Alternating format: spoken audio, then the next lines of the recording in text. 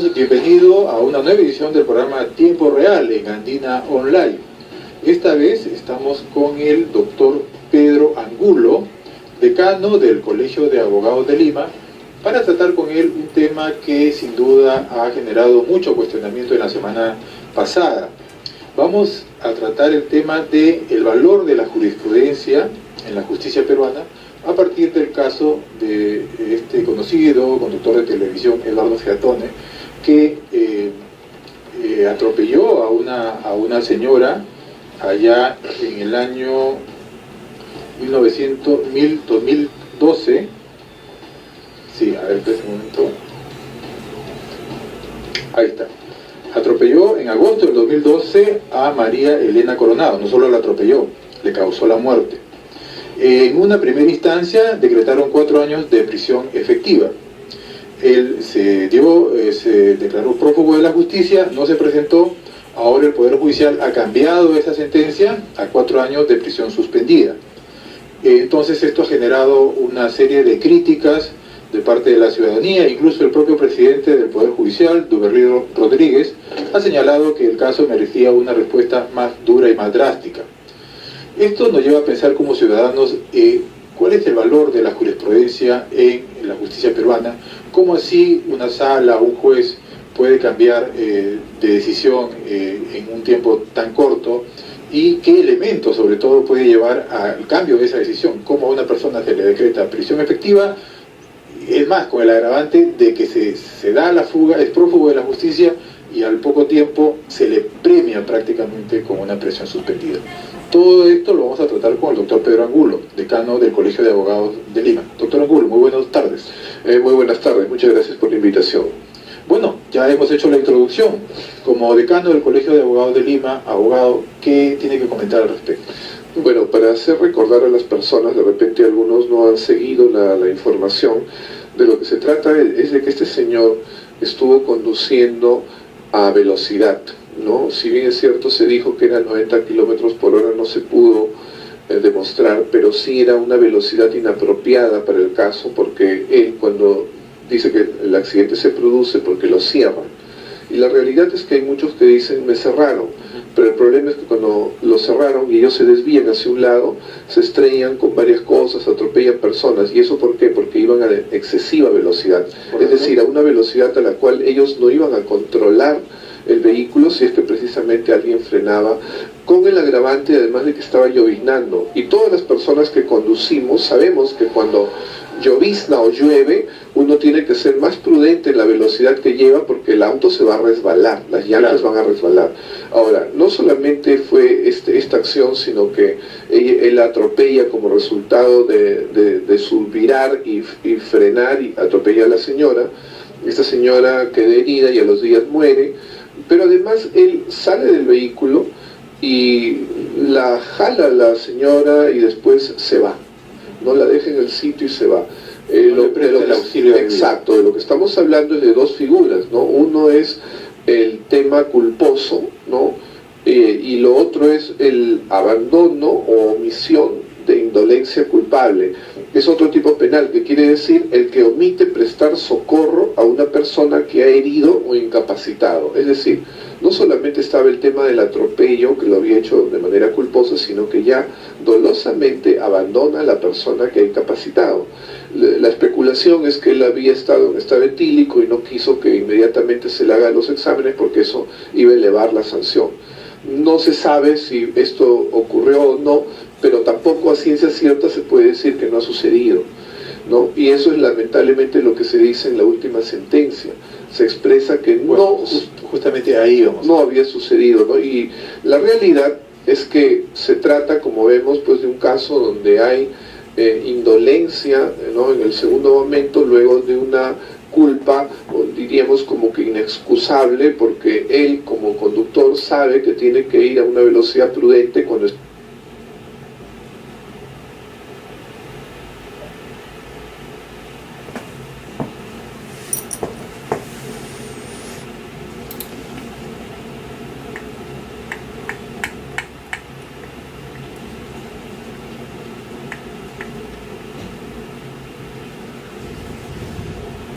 la sala que 4 años de pena privativa de libertad, pero suspendida, tendría que haber mencionado, ¿no? Porque él efectivamente exhibe una conducta de no someterse a la ley.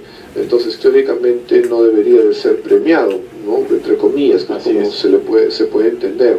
Entonces ahí se tiene que hacer una argumentación. Ni siquiera considerado en cuanto se mantenga prófugo o evasivo de la justicia. Claro, entonces ese es un tema que se tiene que considerar y tendríamos que leer que ha habido una buena razón para desconsiderarlo, ¿no? Ya. Ahora bien, haciendo una revisión de los antecedentes de este caso, vemos que la mayoría de delitos o de figuras se cometen en el tema del tránsito, ¿no? Por ejemplo, acá tenemos el caso de Mateo Silva, el hijo de un exministro que atropelló a Alejandro Bayón en el 2015, estuvo 6 meses en el penal de Cañete y luego, gracias a un arreglo extrajudicial, salió en libertad.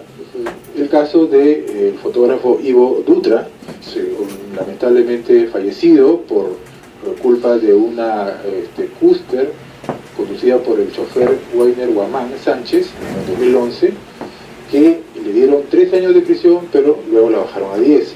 Y la reparación civil nunca se pagó porque la empresa Orión hizo una serie de maniobras legales donde prácticamente se quedó sin patrimonio para pagar. Hasta cambiaron de nombre. ¿No? Bueno, el caso emblemático de Celso Belaúnde, este embajador diplomático que en el 2004 también atropelló a unos chicos que salían de una discoteca, el más grave, José Miguel González Otoya, ¿no? Que quedó por un tiempo bastante lesionado. Todos estos casos, digamos, como que reflejan una ausencia o una rigurosidad en la ley y en la legislación para ser tratados de manera más severa o más cerca al concepto de justicia que se busca. Yo creo que sí, ¿no? En otras sociedades que son menos permisivas, sin ir muy lejos, en el Callao. Todos sabemos que en el Callao todavía siguen unas normas que han sido más rigurosas y que han motivado que en el Callao desciendan los accidentes de tránsito. No quiere decir que no existan, pero ha descendido muchísimo. Los conductores, cuando están ingresando al Callao, saliendo de Lima, inmediatamente cambian su velocidad.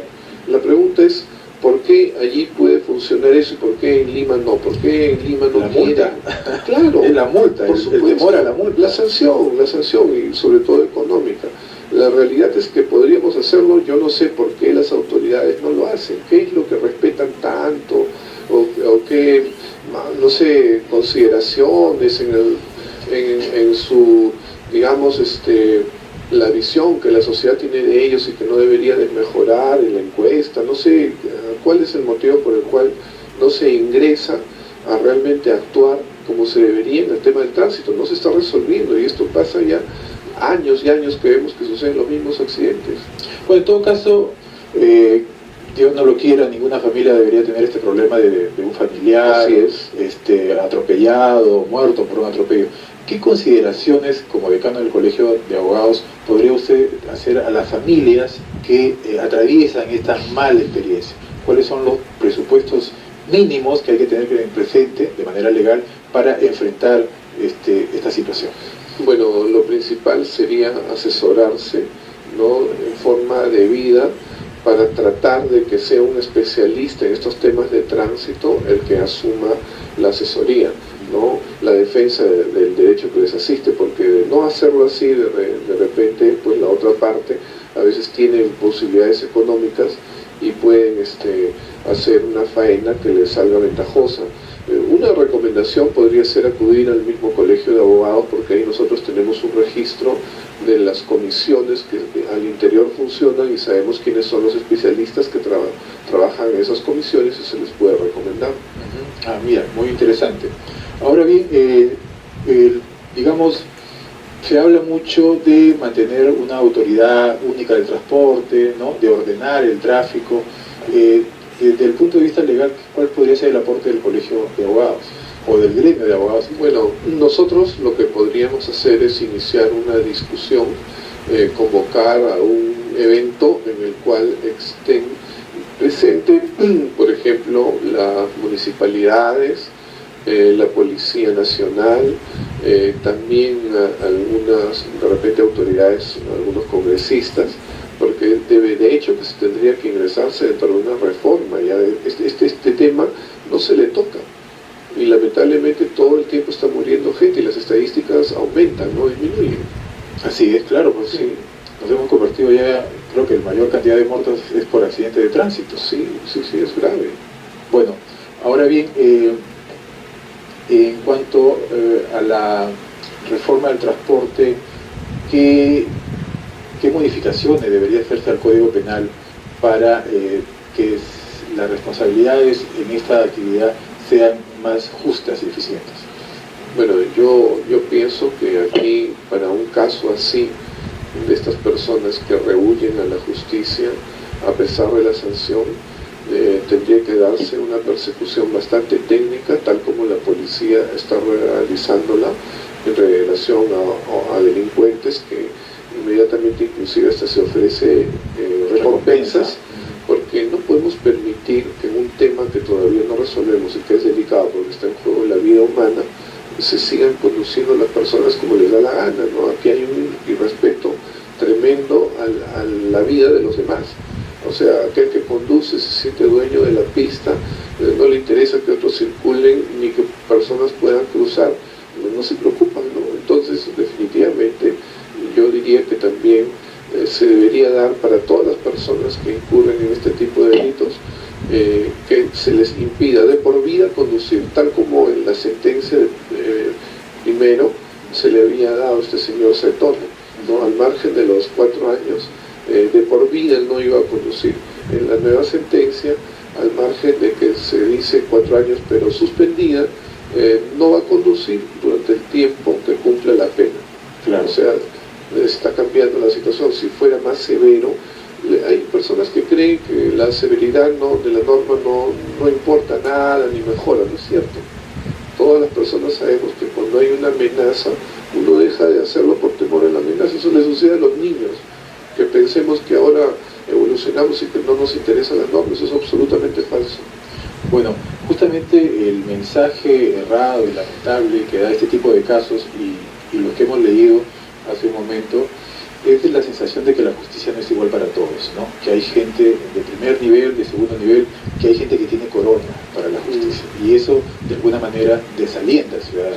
Por supuesto, y aquí es la policía, el Ministerio Público, el Poder Judicial, quienes tienen que dar un mensaje más bien en sentido contrario, y un poco es precisamente porque esta sala que ha vuelto a sancionar al señor Saetone, ¿no? Con una pena que es más favorable en virtud de que ya no está con su libertad menguada, sino libre en la calle, pues uno considera que más bien han sido, digamos, benéficos con él y más bien contrarios a la sociedad y a todo lo que se esperaba, ¿no? Porque la idea es dar mensajes no solamente al señor Saetone, sino a todos los que pudieran incurrir en la misma negligencia. ¿Cuál es la evaluación que hacen los tribunales de tránsito que operan en el Poder Judicial? Bueno, en realidad especialización solamente hay en los casos así de flagrancia, ¿no? Cuando hay un accidente inmediatamente queda detenida la persona, pero cuando la persona no es detenida el proceso es diferente. Entonces son juzgados civiles, ¿no? O penales los que ven según el caso, ¿no? Aquí, como había de por medio una muerte, este es un juzgado penal, pero que ve de distintas causas, es decir, no está especializado solo en temas de tránsito. Pero existen los juzgados de tránsito. Sí, existen los juzgados para los temas de flagrancia, ¿no? Sí. Otra, ya hablando dentro del tema de tránsito, otra crítica que he escuchado recurrente es que estamos enviando a la cárcel a veces a conductores por temas que no merecerían esta condena, ¿no? Y de esa manera estamos poblando las cárceles con delitos que podrían ser tratados de otra manera. Bueno, es cierto, ¿no? Porque hay casos así como este que consideramos como que hay demasiada benevolencia. Así es. También hay otros casos en que los jueces los califican como carceleros. ¿Por qué? Porque todo no es cárcel. Sí, en el sentido de que cuando una persona debería estar en libertad, la mandan a la cárcel, ¿no? Digamos, ese tema lo podríamos graficar con el caso de esta señora que fue detenida en el aeropuerto porque al policía policía le hizo un movimiento y le botó el kepí. Entonces a esa señora le dieron creo que 6 años de pena privativa de la libertad. Imagínese usted comparar ese caso de esa señora que le botó el kepí a policía con este caso del señor Saiton.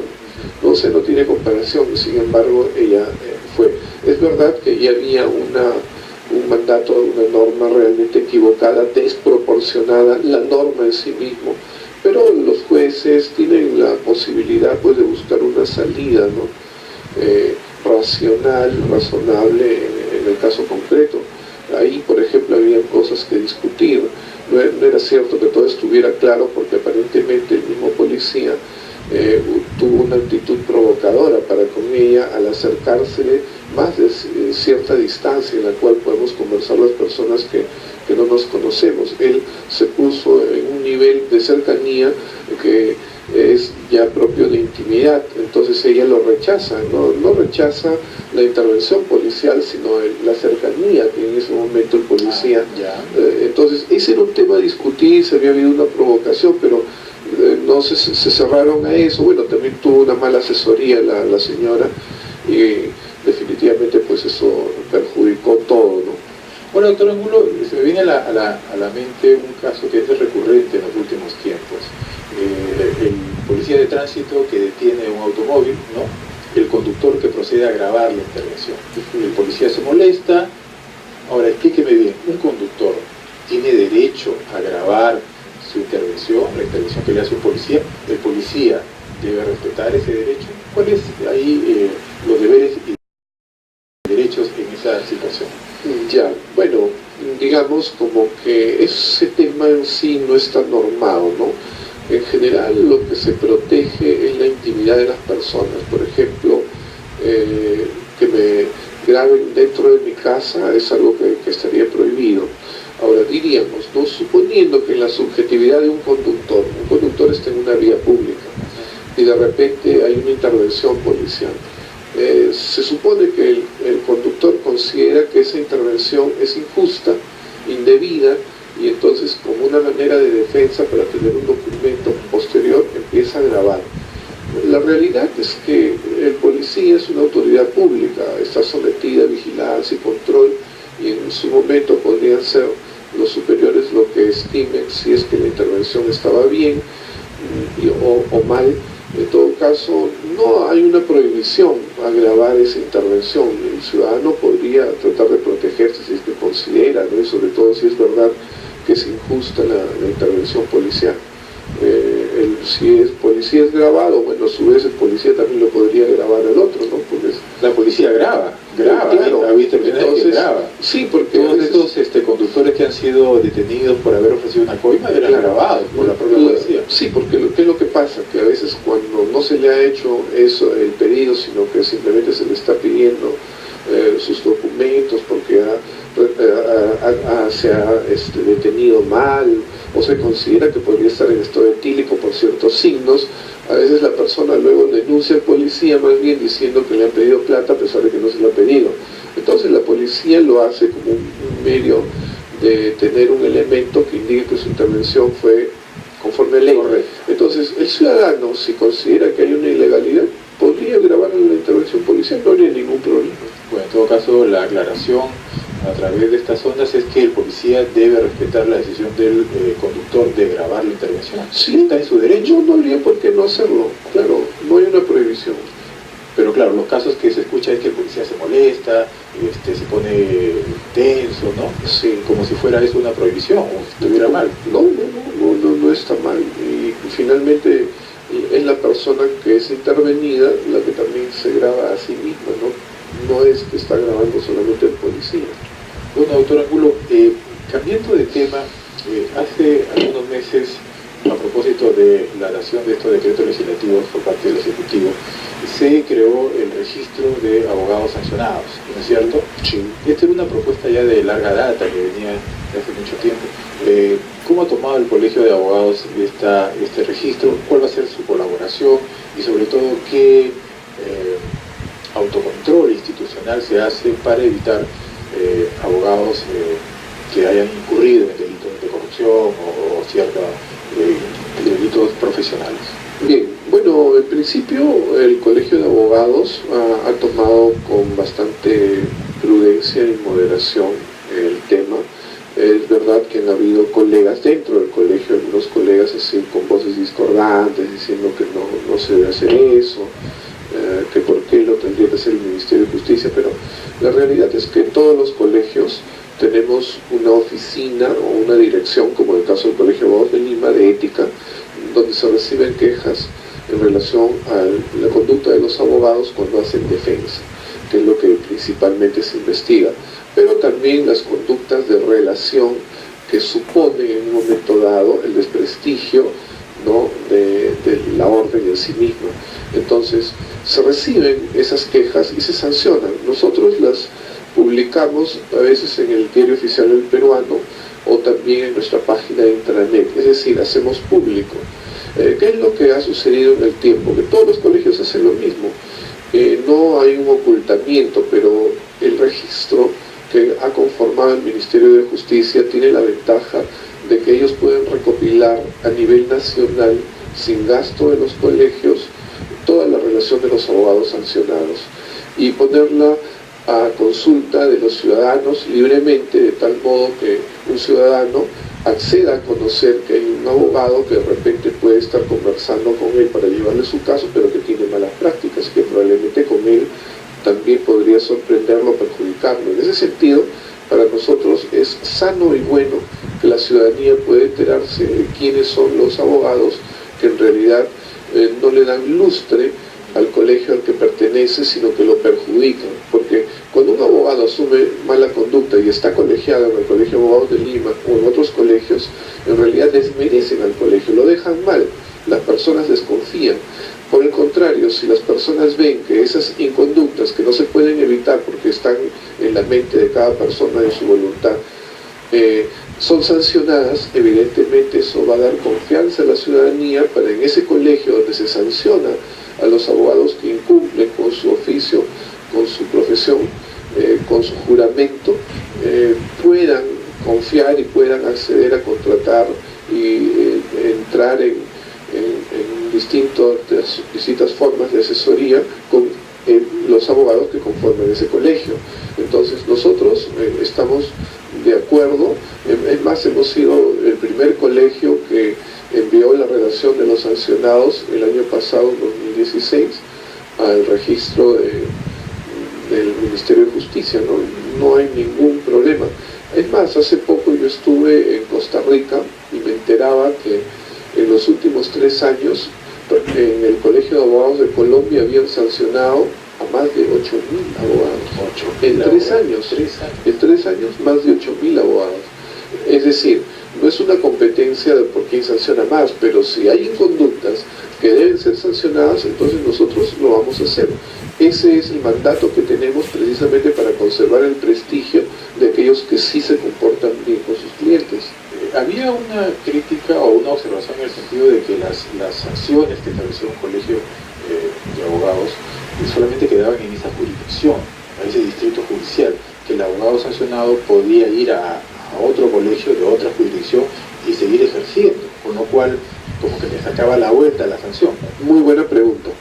Efectivamente, ¿no? Nosotros en los mismos colegios nos dimos cuenta de eso, ¿no? Porque en una ocasión en Lima se sanciona a un abogado y se le suspende y se fue a otro lugar, se registró como colegiado y empezó a ejercer, y lo hizo hasta en 2 colegios diferentes. Entonces el tema es que nosotros, a nivel de la Junta de Decanos de los Colegios de Abogados del Perú, donde también nos reunimos casi mensualmente, se resolvió un acuerdo, ¿no?, que la sanción en cualquiera de los colegios de abogados de Lima se cumple también en los demás, de tal modo que si un abogado es sancionado en cualquier colegio, en los demás no se va a poder colegiar ni va a poder ejercer durante el tiempo de la sanción. ¿Cuántos sancionados había en el 2016? En el distrito Hemos judicial tenido en el 2016 97 sancionados, que ya fue, o sea, elevamos en realidad lo que habíamos visto antes, ¿no? Nunca habían habido tantos sancionados. ¿Ah, sí? 97, sí. 97 ha sido la más alta cifra de... Sí, y ahora la tendencia hasta donde vamos viendo probablemente va a ser superior también. Y básicamente, ¿cuáles son los delitos o las inconductas más frecuentes? A ver, o las más graves? Ya, bueno, una, por ejemplo, es que a veces el abogado o algunas personas que, bueno, son abogados, conversan con la persona del cliente y le dicen, bueno, voy a llevar tu caso, pero me pagas el 50% antes. Y luego que la persona les suelta el 50% antes, se desaparece. Entonces, lamentablemente, reciben dinero y se desaparece. Las personas a veces no tienen el cuidado, y es una recomendación: si se va a celebrar un contrato de defensa, que también es un contrato, entonces lo hacemos por escrito. Es una garantía para la persona que ya entrega la plata, además un recibo por el dinero. Hay personas que a veces son confiadas y bueno, lamentablemente pues no les devuelven esa confianza demostrada con lealtad, y nosotros eso lo sancionamos. Otro de los casos es cuando a los clientes también ha pasado que hay bienes, ¿no?, que han estado documentándolos y de pronto aparecen ya como propiedad del abogado. Lamentablemente eso también ha pasado, ¿no? Y ha pasado también... Son estafas, ya, ¿no? Claro, ya son delitos. Y aparece también que se desaparece el abogado, pero desaparece con los documentos del cliente. Y esos documentos del cliente aparecen en manos de la parte contraria. Doctor Angulo, ya vamos terminando el programa y no quería terminar sin antes darle la oportunidad de informarnos de este evento que va a haber en el Colegio de Abogados de Lima sobre las nuevas tendencias del derecho. Efectivamente, ¿no? Mañana, entre el 17 y el 19 de este mes, en el Colegio de Abogados de Lima y en el Westin Hotel, tenemos una cumbre iberoamericana de abogados. Vienen abogados de toda Latinoamérica, más evidentemente Portugal, Francia y, claro, España, ¿no? Vienen de distintos lugares de aquí Latinoamérica, también Brasil, a debatir temas que en estos momentos son relevantes, no solo para los abogados, sino para la ciudadanía en general, ¿no? Por ejemplo, sobre el arbitraje como una forma de resolver conflictos de manera rápida, ¿no?, sobre todo en materia comercial, de negocios, ¿no?, donde las cosas se deben hacer con rapidez y lamentablemente a veces eso no sucede en el Poder Judicial.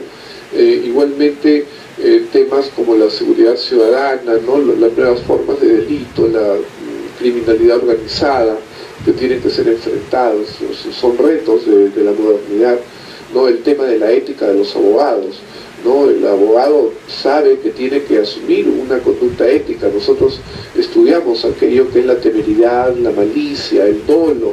Entonces, evidentemente, tenemos que actualizarnos porque la modernidad también tiene desafíos. Entonces, van a ser muchas las temáticas, va a haber varias mesas en paralelo que van a estar discutiendo distintos temas importantes. Bueno, ya saben, amigos, en el Westin Hotel a partir de mañana. Mañana a las 7 de la noche la inauguración del Colegio de Abogados de Lima. Para ingresar es libre, hay que inscribirse. Hay un costo de $100 y de manera corporativa $80, más de 3 colegas. ¿Dónde se inscribe? ¿Dónde se paga? En el Colegio de Abogados de Lima mismo hay también unas cuentas donde pueden depositar en la página de intranet del colegio y pueden averiguarlo. Bueno, ya saben, amigos, este importante evento a partir de mañana. Y esto ha sido todo por hoy en su programa Tiempo Real. Esperamos que haya sido de su agrado. Se tomen todos estos datos sirven para que usted mismo se haga una opinión al respecto. Y con nosotros será hasta la próxima semana. Muchas gracias, doctor Angulo, por su presencia. Muchas gracias también.